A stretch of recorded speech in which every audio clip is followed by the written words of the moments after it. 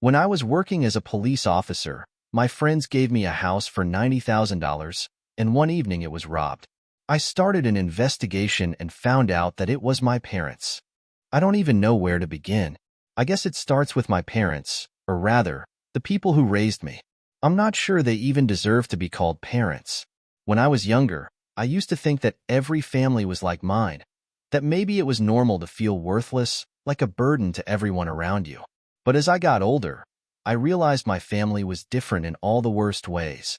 My name's Jason, and from the moment I can remember, my life was a series of humiliations and abuse. I'm not exaggerating when I say that my parents seemed to hate me. It wasn't physical abuse at first, at least not the kind that leaves visible scars, but the emotional manipulation and constant belittling hurt even more than anything physical could. My mom, Mary, had this way of making me feel small. She was always critical, always ready to point out every flaw, every mistake. No matter what I did, it was never enough. I remember one time, I was about 8, and I'd spent hours making a drawing for her. It was this crude little sketch of a house and trees. What any 8-year-old would draw, really. When I handed it to her, she just looked at it, laughed, and said, "You call this art? What are you even trying to do, Jason? You're not talented. Stop pretending." Then she crumpled it up and threw it in the trash right in front of me. I stood there, frozen, while she walked away like nothing had happened. My dad, David, wasn't any better. He never hit me, but he had this way of looking at me like I was a disappointment. He'd make these offhand comments like, "You'll never amount to anything," or, "Why can't you be more like your cousin Adam?" He used Adam as some kind of benchmark for success. Adam was the golden child in our family, and I was just the leftover. I started hating family gatherings because I knew I'd be compared to him. Adam got good grades, played sports, and was popular. Me? I was the weird, quiet kid who preferred reading books and keeping to myself. School was no escape either. It's funny, I always thought that once I stepped outside the house, things would get better. I'd see other kids with their parents, who seemed so supportive and proud, and I'd think maybe, just maybe, I could belong somewhere else. But school was just another battlefield. I was the kid with old, worn-out clothes, hand-me-downs that didn't fit, and a permanent expression of defeat. Kids pick up on that, and they bullied me relentlessly. I remember in 5th grade, a group of kids cornered me in the bathroom. They ripped my backpack open, dumping my books and papers into the toilet.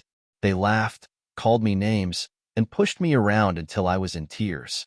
I tried telling the teachers, but nothing ever came of it. No one cared. And at home? When I told my mom, she just said, "Maybe if you weren't so weird, they wouldn't pick on you." That was her solution to everything. Blame me. She acted like every bad thing that happened to me was my own fault, like I somehow deserved it. It messed with my head, made me feel like I was the problem, like I was broken. By the time I got to high school, I'd learned how to survive. I kept my head down, avoided people, and tried not to stand out. I was practically invisible. It wasn't that I didn't want friends, I did. But I had this fear that if I let anyone get close, they'd just see how pathetic I really was. It was easier to be alone. My grades were average at best. I wasn't dumb, but it was hard to concentrate when I was constantly anxious, wondering what kind of mood my parents would be in when I got home. Some nights, my dad would be in one of his rages, shouting about how I was wasting my life, that I was good for nothing. Other nights, my mom would pick at every little thing. My weight, my appearance, the way I talked. She had this way of making me feel like I was the ugliest, most disgusting person in the world. Looking back, I think she hated herself, but instead of dealing with her own issues, she projected all of that onto me.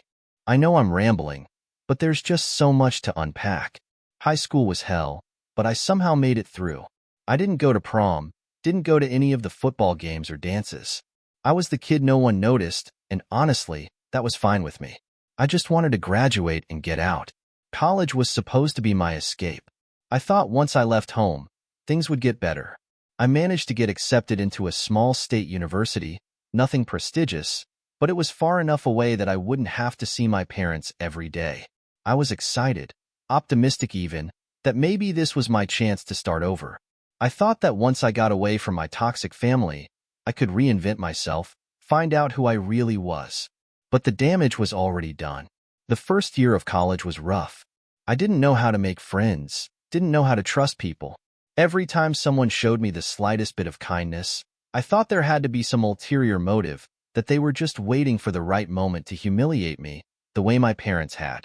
I kept everyone at arm's length, never letting anyone get too close. I struggled with depression, but I didn't have a name for it at the time. I just felt empty. Like no matter what I did, it didn't matter. There were days when I couldn't even get out of bed. I skipped classes, missed assignments, and my grades started slipping. The university sent me warning letters, but I didn't care. Nothing seemed important anymore. The one bright spot in all of this was that I didn't have to see my parents. But of course, they still found ways to control me. My mom would call me every week, asking me how I was doing, but not because she cared. She just wanted to remind me how much of a failure I was. Still getting C's, huh? You know, Adam's doing really well at his university. Maybe you should talk to him, see what you're doing wrong. It was like she couldn't go a single conversation without comparing me to him. Then, halfway through my second year, I hit rock bottom. I failed a few classes, and the university put me on academic probation. My parents were furious when they found out. My dad even threatened to pull me out of school, saying I was wasting their money. And honestly, a part of me didn't even care. I thought maybe he was right, maybe I wasn't cut out for this. Maybe I was just a screw-up, like they always said. But something inside me snapped. I realized that if I stayed in that town, if I kept letting them control me, I'd never escape. I'd be stuck in this endless cycle of disappointment and misery. So I made a decision. I was going to leave. For good. I spent the next few months planning, saving every bit of money I could. I took on part-time jobs, anything that would help me get out. I didn't tell anyone what I was doing, not my parents, not my few acquaintances at school. I was just biding my time, waiting for the right moment. That moment came a few weeks after graduation. I didn't even attend the ceremony. What was the point? No one cared that I'd made it through, least of all my parents. I packed a few bags, grabbed what little money I had, and left. No goodbye notes, no explanations. I just vanished.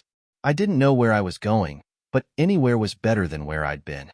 I ended up in a city halfway across the country, a place where no one knew me, where I could start fresh. For the first time in my life, I felt free. But freedom, it turns out, is a double-edged sword. Because even though I'd left my parents behind, the damage they'd done followed me. It's like they'd planted these seeds of self-doubt and worthlessness in my mind.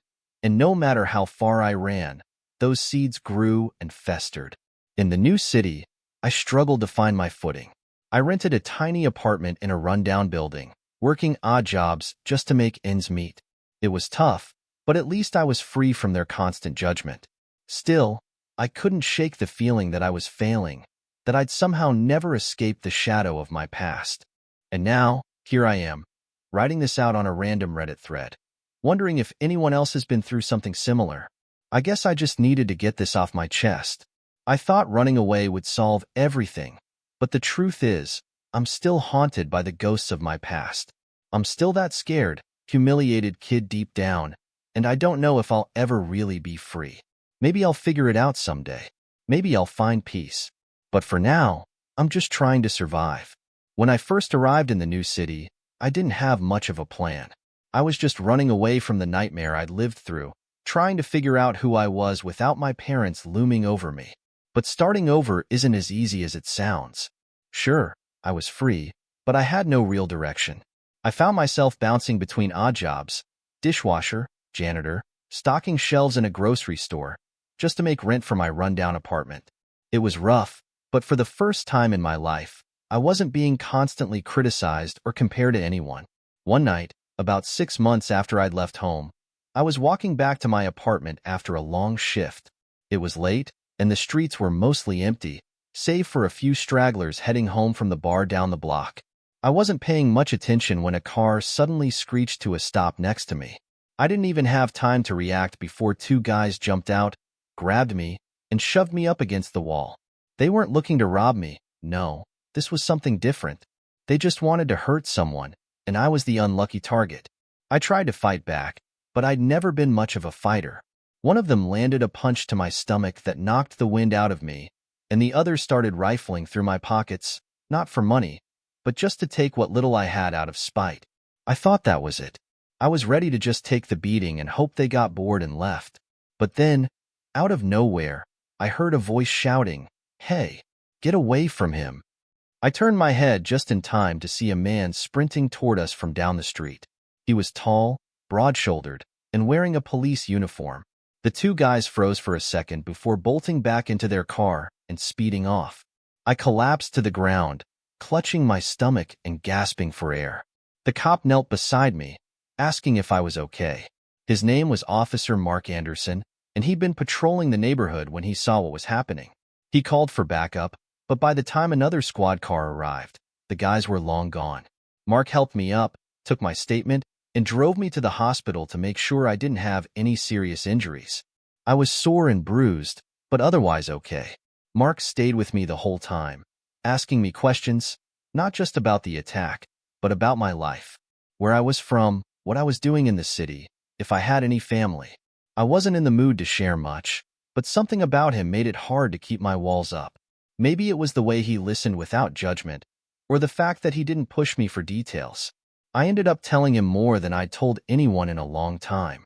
About my parents, the abuse, and how I'd left everything behind to try and start over.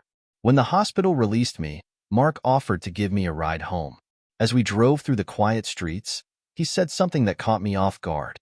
"You don't have to do this alone, you know," he said. "I've seen too many people like you, good people, get lost because they didn't have anyone to help them.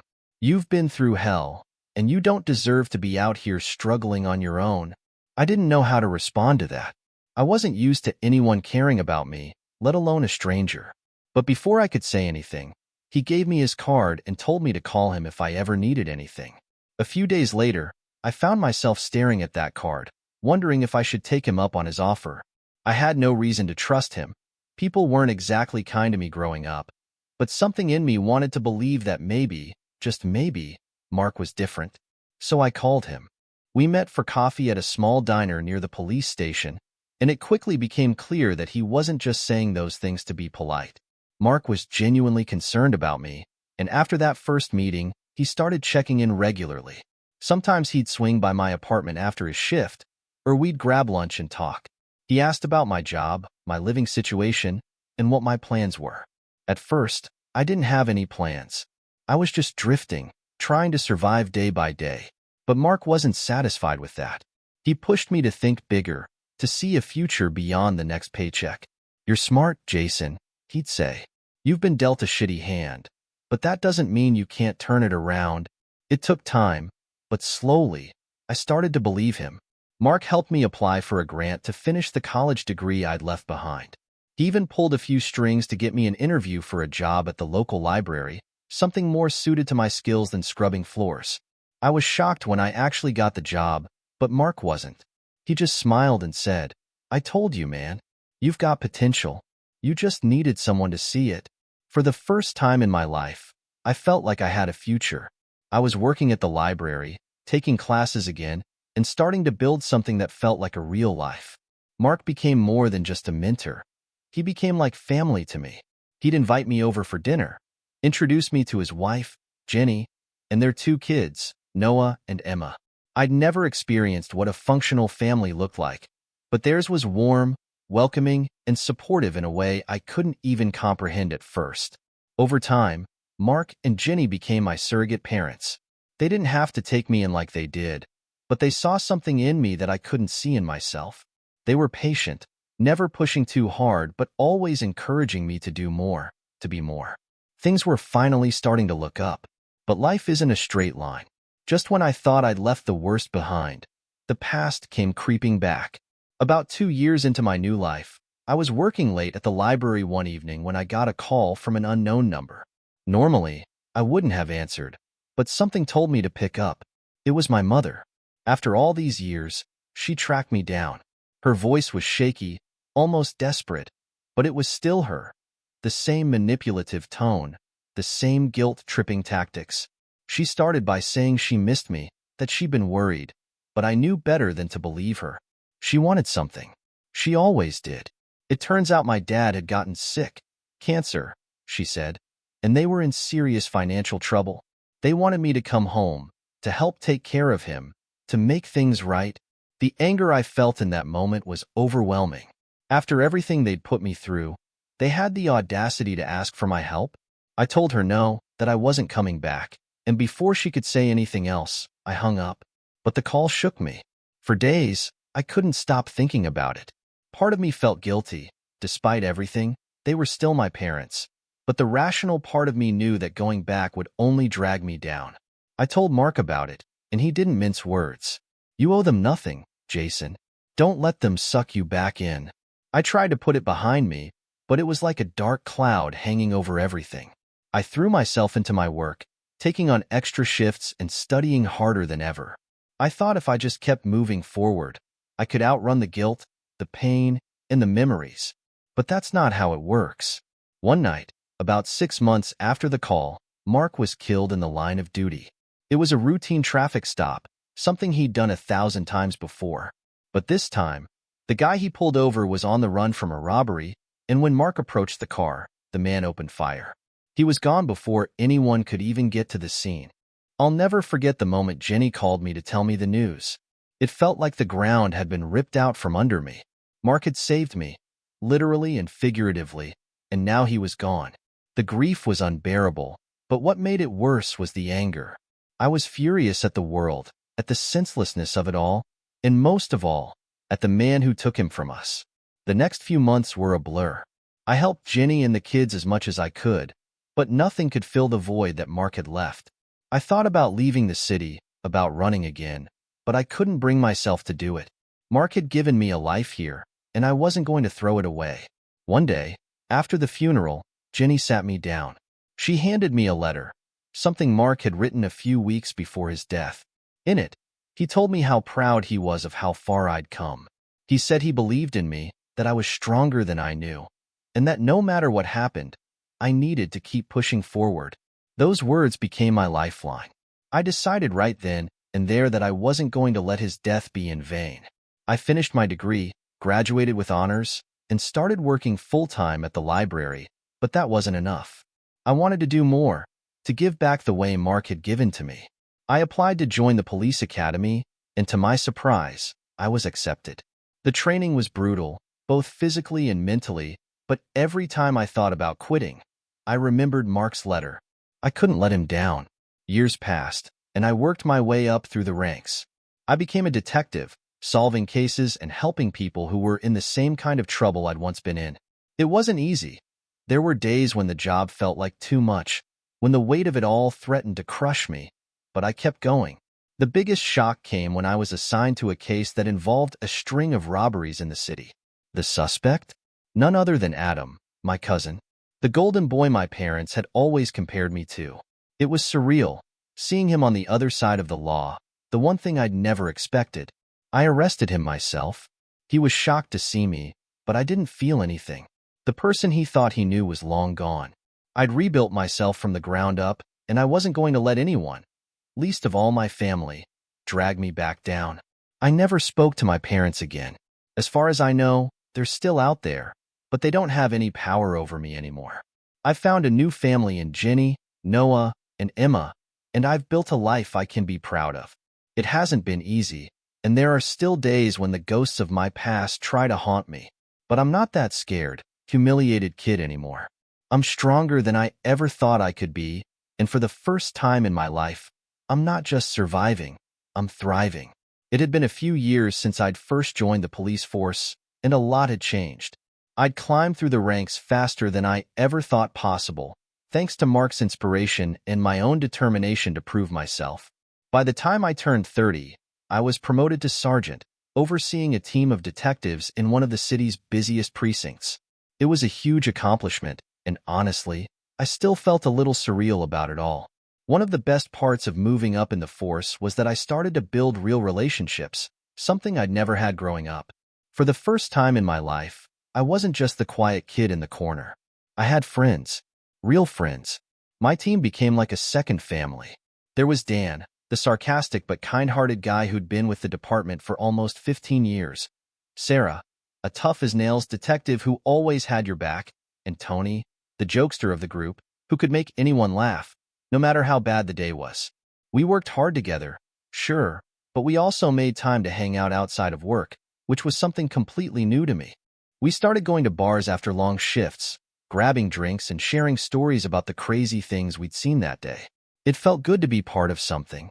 We even started hosting parties at each other's houses on weekends, just to blow off steam. I'd never been the party type, but with these guys, it was different. I felt like I belonged. As the years went by, my friendships with them grew stronger. We weren't just colleagues.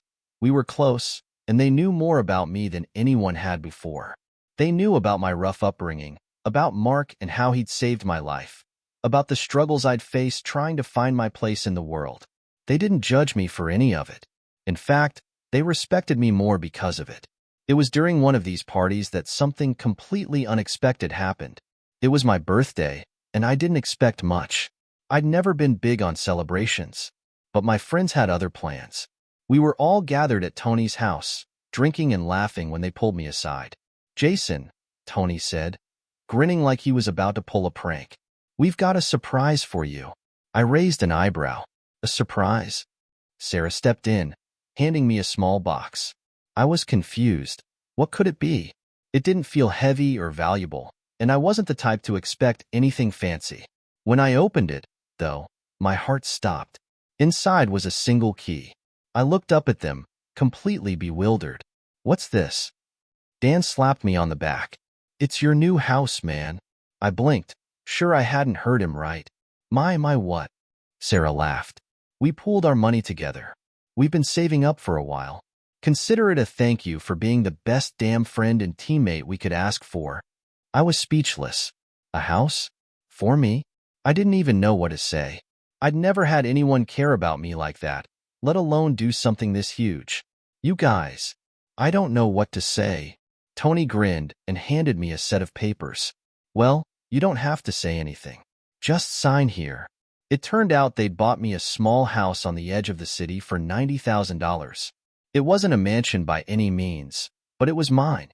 A cozy two-bedroom place with a little yard and enough space to finally call home. I didn't even know how to process it. For years, I'd lived in tiny apartments, always feeling like I was one step away from being homeless again. But now I had a place of my own. That night was one of the best nights of my life. We partied hard, celebrating not just my birthday, but the fact that I finally had something stable, something that was mine. And as the night wore on, I realized just how lucky I was. These people weren't just my friends. They were my family now. Over the next few months, life continued to improve. I moved into my new house, with the help of the team, of course. They spent the entire weekend helping me paint the walls, set up furniture, and even build a small fire pit in the backyard. It was everything I'd ever wanted: security, friendship, and a future that felt bright for the first time in my life. But life, as I've learned, is full of unexpected turns. Just when you think everything is going right, something comes along to shake it all up. Her name was Emily. I met Emily at one of Sarah's parties, about 6 months after I'd moved into my new house. She was a friend of Sarah's, someone she'd known since college, and as soon as I saw her, I knew I was in trouble. She was beautiful, long brown hair, a smile that lit up the room, and a confidence that was magnetic. But it wasn't just her looks that drew me in. There was something about her energy, the way she carried herself, that made it impossible for me to look away. I was nervous as hell the first time I talked to her. I'd never been good with women. My upbringing had made sure of that. I was always too afraid of rejection, too convinced that I wasn't worth anyone's time. But Emily was different. She didn't make me feel like I had to impress her or be anyone but myself. We hit it off that night, talking for hours about everything and nothing. She told me about her job as a graphic designer, how she loved creating things from scratch, and I told her about my journey from being a lost kid to where I was now. She listened, really listened, and didn't judge me for my past. After that night, we started seeing each other more and more. We'd go out for dinner, take long walks through the city, or just hang out at my place, watching movies and talking late into the night. I couldn't believe how easy it was to be around her. For the first time in my life, I felt like I could be vulnerable with someone, and it didn't scare me. Things were going great, better than I could have ever imagined. I was in love, I had a career I was proud of, and I had a support system that made me feel like I wasn't alone anymore. But as life has taught me, good things don't come without their challenges. One night, about a year into my relationship with Emily, something strange happened.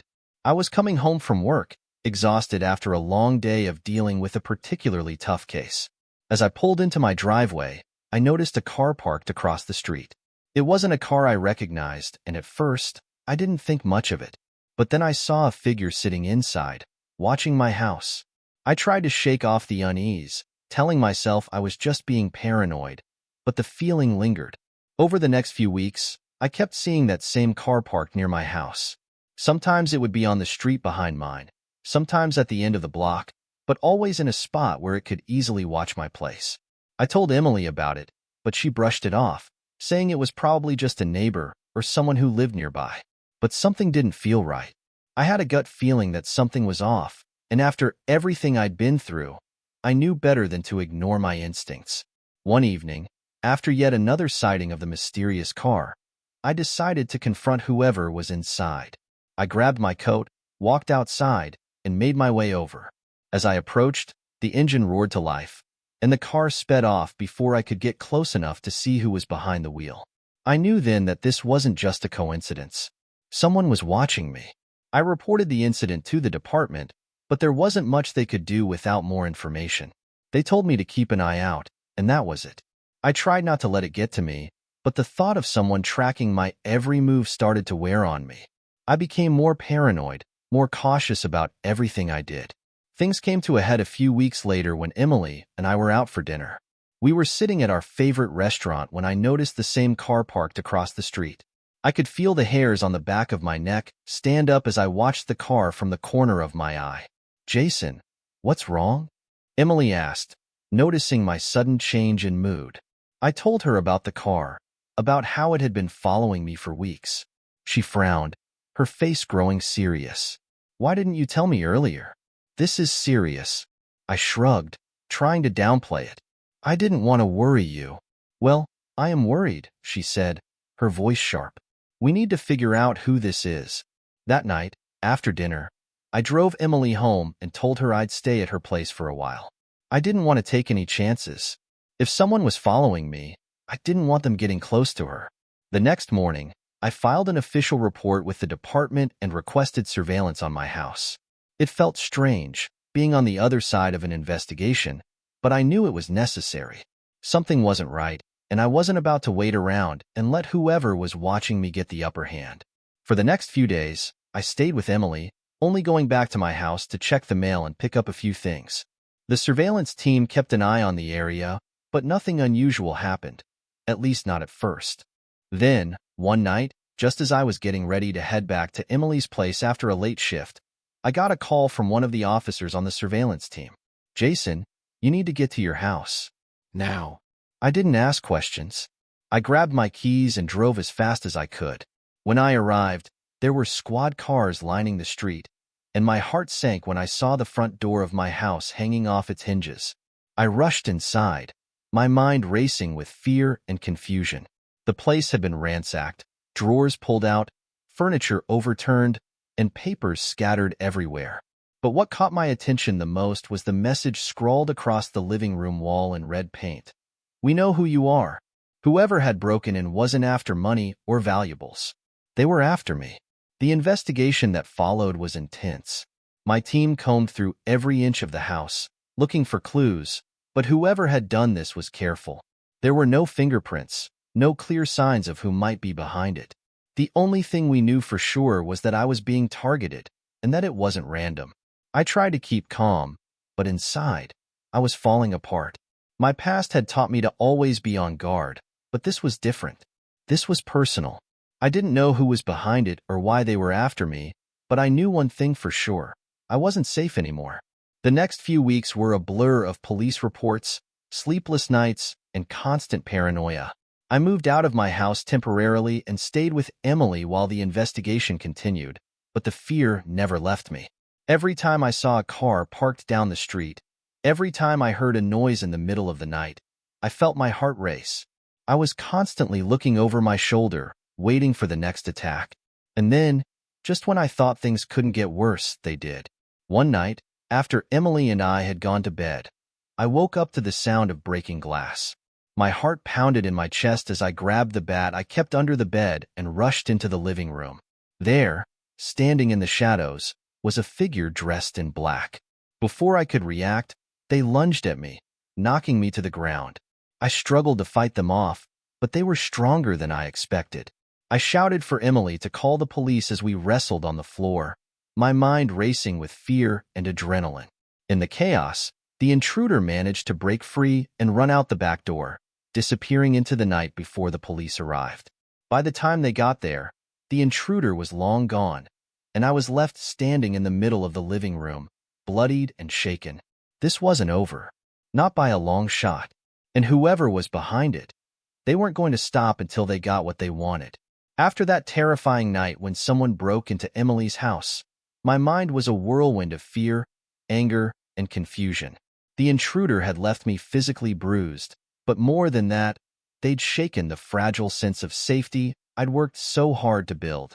I was a cop, trained to handle danger, but nothing could have prepared me for the way this was all unfolding. Whoever was behind the break-in wasn't just some random criminal. This felt personal. I needed answers, and I needed them fast. So, I threw myself into the investigation. If there was one thing I knew how to do, it was to get to the bottom of things. I combed through every piece of evidence, working with my team to try and piece together who could be targeting me. We went through the footage from the surveillance team around my house, but frustratingly, the cameras had been tampered with just before the break-in. Whoever this was knew exactly what they were doing. They were careful, too careful, but I wasn't going to let that stop me. I dug deeper, looking into old cases I'd worked on, people who might have a grudge against me, but nothing stood out. Then something strange happened. As we were reviewing evidence, one of the officers on my team, Tom, found a partial fingerprint on a piece of broken glass from the night of the break-in. We ran it through the system, expecting it to come back as some low-level criminal or someone with a history of theft. But when the results came in, my heart sank. The fingerprint belonged to my mother, Mary. I stared at the screen in disbelief. It couldn't be right. There had to be some kind of mistake. Why would my own mother be involved in something like this? She hadn't tried to contact me in years, not since that one desperate call after my father's cancer diagnosis. Could she really have stooped this low? I didn't want to believe it, but the evidence was right there in front of me. I had no choice but to confront it head-on. I called Sarah, Dan, and Tony, explaining everything. They were as shocked as I was, but they supported me. We all agreed that this wasn't something I could handle alone.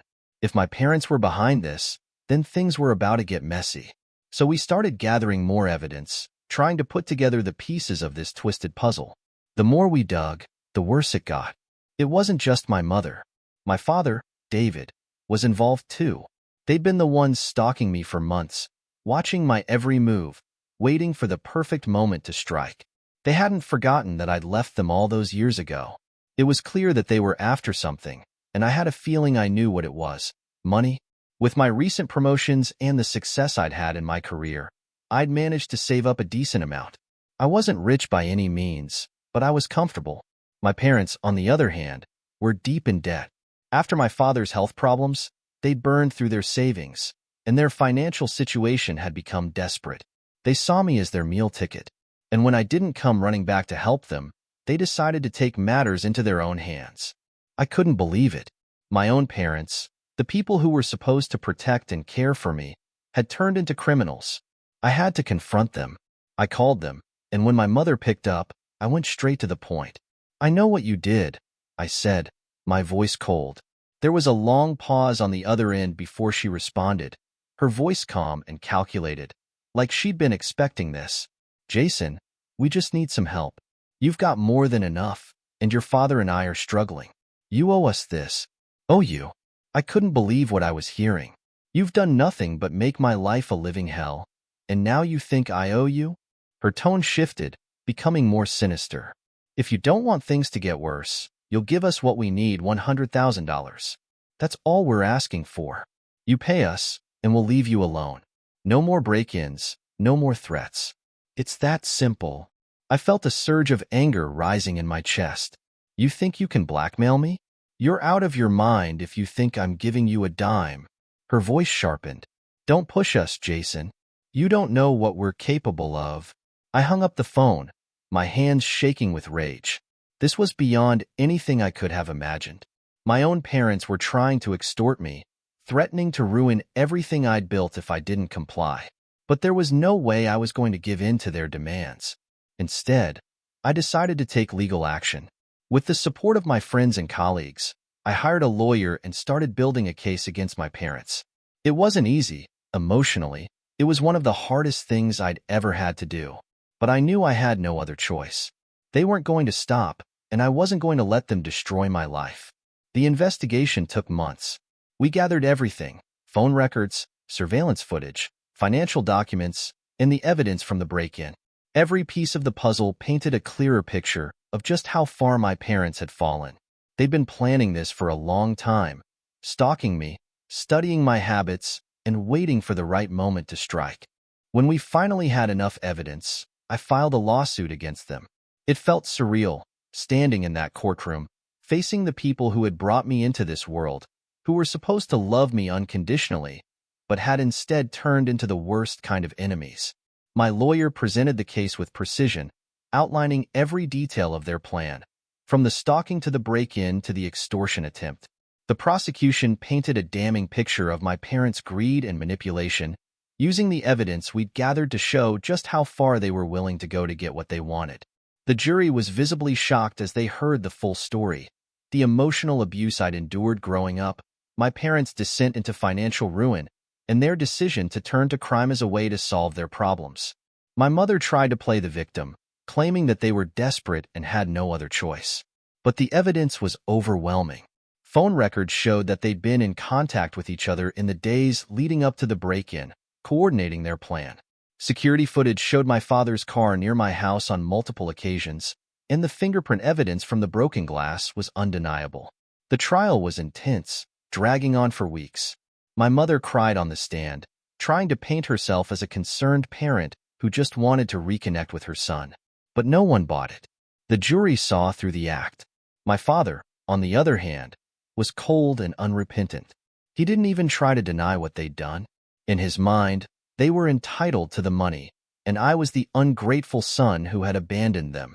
In the end, justice was served. The jury found my parents guilty on multiple counts, including breaking and entering, extortion, and harassment. When the verdict was read, I felt a wave of relief wash over me. It was finally over. They were going to prison, and I was free from their grasp. But there was still the sentencing to be decided. And that's where my friends and their connections came into play. Dan, Sarah, and Tony had been with me every step of the way, supporting me through the trial and helping me keep it together when the stress became too much. But after the verdict, they took things a step further. Tony had a cousin who worked in the district attorney's office, and with a little persuasion, we managed to push for the maximum sentence possible. My parents' crimes were serious, and the DA was more than willing to throw the book at them. When the sentencing hearing came, I sat in the courtroom, watching as the judge handed down their punishment. My mother was sentenced to 15 years in prison, and my father got 20. They would be eligible for parole in 10, but by then, I knew they would no longer have any place in my life. As they were led out of the courtroom in handcuffs, I felt a strange mix of emotions. Relief, yes, but also sadness. These were the people who were supposed to love me, protect me, and yet they had done nothing but hurt me. And now, they were paying the price. After the trial, things slowly started to return to normal. The stress of the investigation and the court case had taken a toll on me, but with the help of my friends and Emily, I was able to start moving on.